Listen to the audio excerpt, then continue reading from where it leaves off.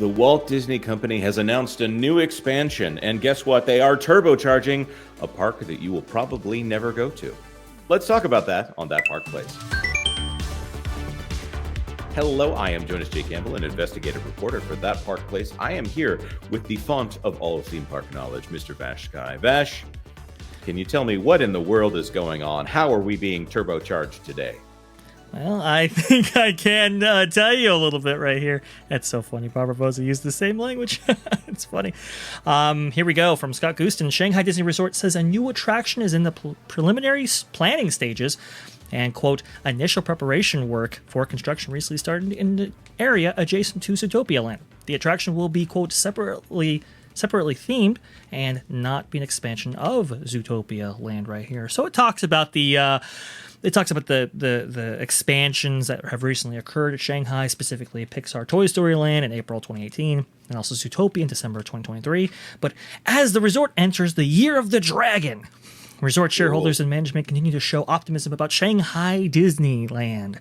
Recently, the resort began initial preparation work for construction of a separately themed attraction to be located within Shanghai Disneyland, adjacent to Zootopia. And you can actually see this right here. This is in the midst of actually creating this new hotel right here that should be coming up here shortly. I believe the piling work, as according to Scott Gustin right here, has commenced on this Disney hotel right here, and you can see that plot of land where they're building all of this stuff at. This apparently is supposed to be the coaster that is in the works right here, according to this release. Go ahead. So let me ask you then. Obviously, Tron is the big high-profile roller coaster there at Shanghai Disney Resort, and roller coasters are not popular in Asia, or sorry, in China right now, because this is an audience that is generally not familiar with roller coasters. So that's one of the reasons why it's only a 1-minute roller coaster, because it's an introduction experience. Are there? I don't think, but I want to ask you: are there other roller coasters at Shanghai Disney? I got to think here because I want to be. I don't think there are. I'm going to say this. I don't think there are. I don't think there are. There are roller coasters at Hong Kong, obviously, because there's the very short Wandering Oaken's roller coaster of that would be the third heavy one. Theming. So. Right. Yeah, so this is not something that they do a lot of, but it sounds like they're getting something that is not a Zootopia-themed roller coaster, right? And it's going to be built at Shanghai Disney Resort. So, and they're not. It doesn't sound like they're building an entire land. So that's also interesting to me. Very interesting, isn't it? We'll have to see whether or not that actually comes through to fruition right there, because the heavy speculation on what this coaster could be is Marvel themed, specifically Spider-Man themed. So that's kind of what's out there right now. And I would assume if you're going to bring a Marvel land to Shanghai, that it would be a Marvel attraction, to Shanghai, that it would be accompanied by a Marvel land. But we'll see. We know that the Marvel brand is extremely popular over in Asia, and I think that's the one thing that is kind of missing from Shanghai that Hong Kong actually has plenty of. Yes, that's true. Because I've looked at those Hong Kong attractions and thought, why don't we have these over here in the United States? And then I saw that Ant-Man ride, and I thought, oh, maybe we can wait on getting that to the Florida parks. Obviously, they have Marvel stuff over there on the West Coast. Just it's fine. The Spider-Man flinging himself above the skyline there, that's pretty cool. Other than that, I think I'm good on most of that Marvel stuff. Mission Breakout does look cool, but. Yeah. Ooh. I mean, it's they've struggled to bring Marvel concepts and so forth to the parks, only because they necessarily can't bring these concepts to their flagship parks. So in terms of ROI, obviously research and development has to take another path right there in order to get all of your money back for these projects.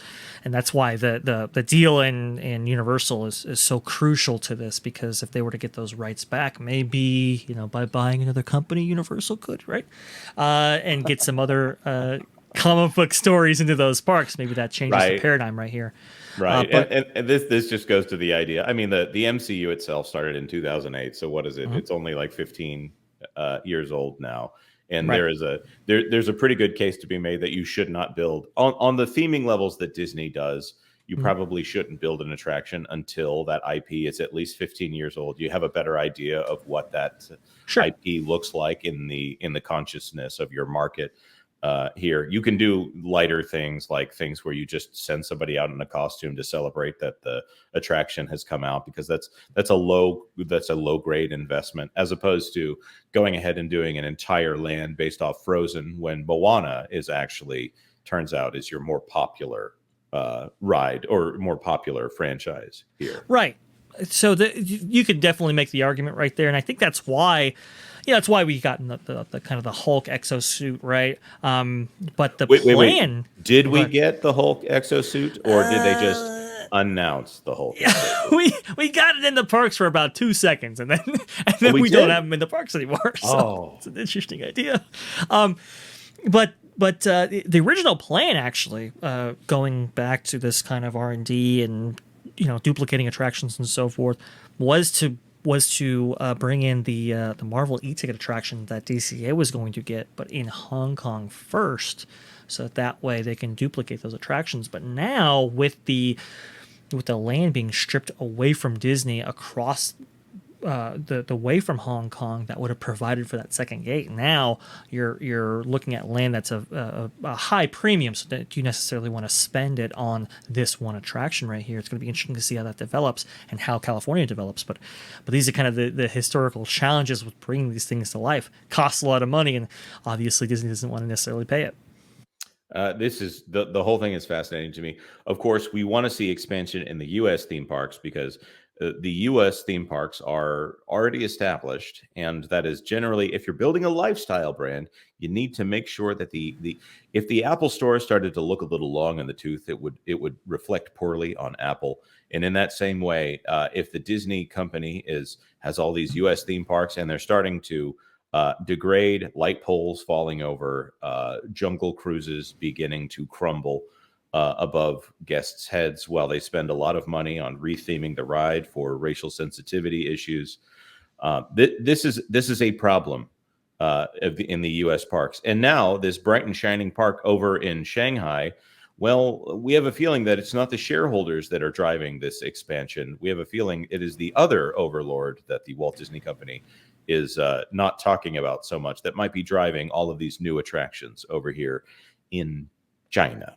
So I think you're right about that, and that's why it's really important to know where the $60 billion is actually going. Yes, that's true, because things, you can say how much a park costs, or you can say how much a park costs in order for Disney to build it in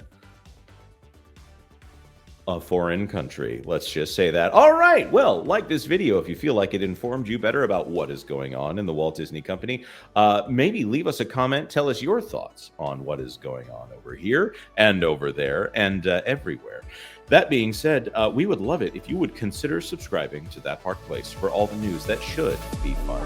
Thanks for watching That Park Place News.